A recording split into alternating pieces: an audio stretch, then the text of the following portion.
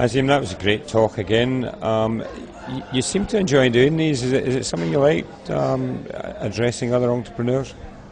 Well, I certainly like to let people know some of the lessons that I've learned, some of the mistakes that I've learned throughout my entrepreneurial and business careers, to ensure that I pass the knowledge on so they don't make the same mistakes, or give them some of the advice that I've accumulated over a number of years. Yes, I certainly do enjoy it. I certainly do enjoy engaging with people at various levels.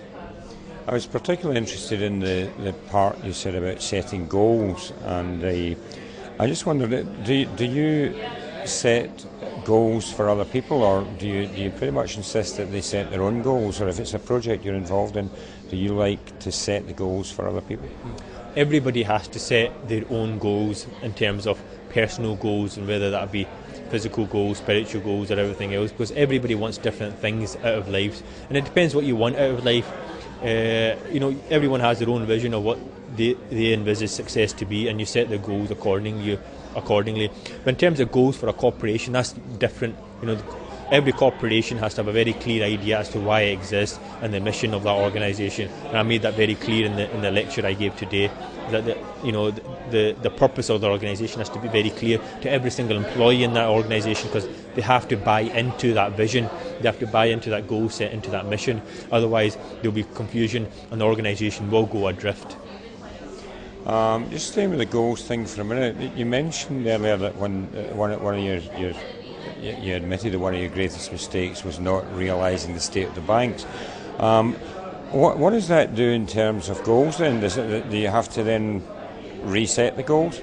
Well, each of the goals, like I mentioned, you have to continuously revise them. You have to continuously go back and forth, tick off the ones that I've done, add new ones, and revise some of the old ones as the environment changes. The goals are quite flexible. You can't have yourself working towards the goals unless the goals work for you in the first place. So each of the times that a drastic event happens, you have to go back to the drawing board, look at what you've got, and look at the strategies and the tactics you have in place, and revise them accordingly. One of the other things that we talked about tonight, somebody asked a question about the sort of green issue, and you were quite vocal about the fact that you thought Scotland could be a major force in the whole green issue. I just wondered if you could give us an idea. You obviously travel around it a lot. What's the outside world's perception of the UK and more importantly of Scotland right now? Yeah. Well, I actually did some research on this a few years back, and the research showed that 90% of people in the European Union had a very favourable opinion of Scotland, but 90% of them also had absolutely no idea where Scotland was. They use the term Scotland, they use the term England and the UK interchangeably. For example, the English Army in Iraq or the Queen of England. But where does Scotland come into all of this? People just don't actually have any idea at all. And I think this is something that we can certainly work upon. Scotland, many people do not know, has contributed more to world progress and development. They have had more discoveries and innovations than most other nations on earth. In fact, I believe they're the second highest apart from Switzerland. This is something that we have to capitalise on.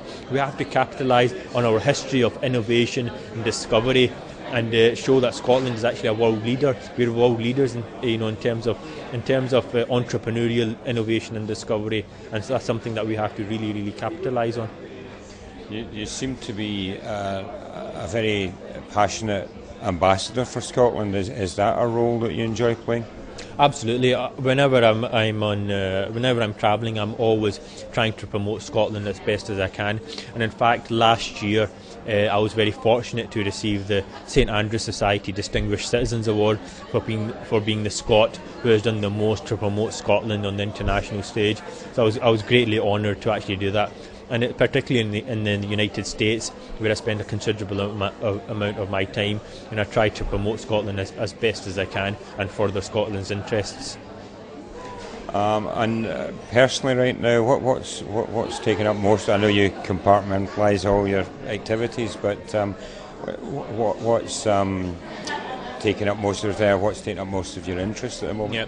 Well, at the moment, I'm working on a couple of policy initiatives, which I'm going to pass on to the US government on two particular fields. One of them is anti-radicalisation, and the other one is improving the image of the United States around the globe.